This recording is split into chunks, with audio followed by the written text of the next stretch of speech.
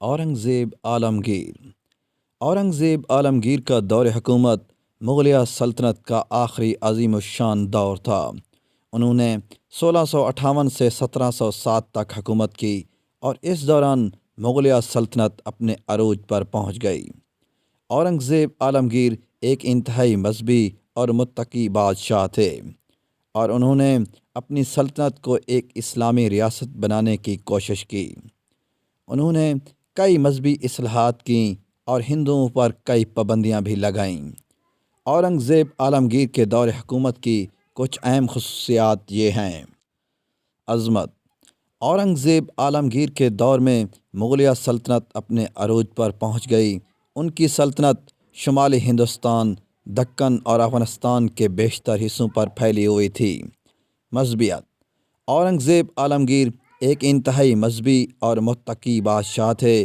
انہوں نے اپنی سلطنت کو ایک اسلامی ریاست بنانے کی کوشش کی۔ انہوں نے کئی مذہبی اصلاحات کیں اور ہندوؤں پر کئی پابندیاں بھی لگائیں۔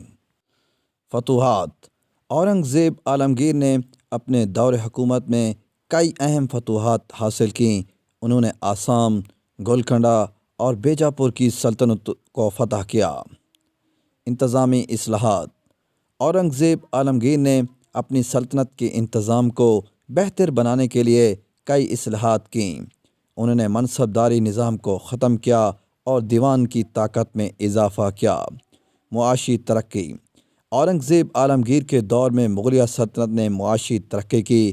انہوں نے تجارت اور زراعت کو فروغ دیا۔ فنون لطیفہ: اورنگزیب کے دور میں فنون لطیفہ نے بھی ترقی کی۔ اس دور میں کئی مشہور شاعر، مصنف اور فنکار پیدا ہوئے۔ اورنگزیب عالمگیر کے دور حکومت کے کچھ منفی پہلو بھی تھے۔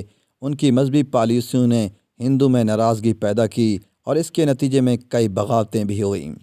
اورنگزیب کی فتوحات کے لیے بھی بڑی تعداد میں خزانے اور فوجیوں کی ضرورت تھی، جس سے سلطنت پر مالی بوجھ بڑھ گیا۔ مجموعی طور پر اورنگزیب عالمگیر کا دور حکومت مغلیہ سلطنت کا ایک اہم دور تھا۔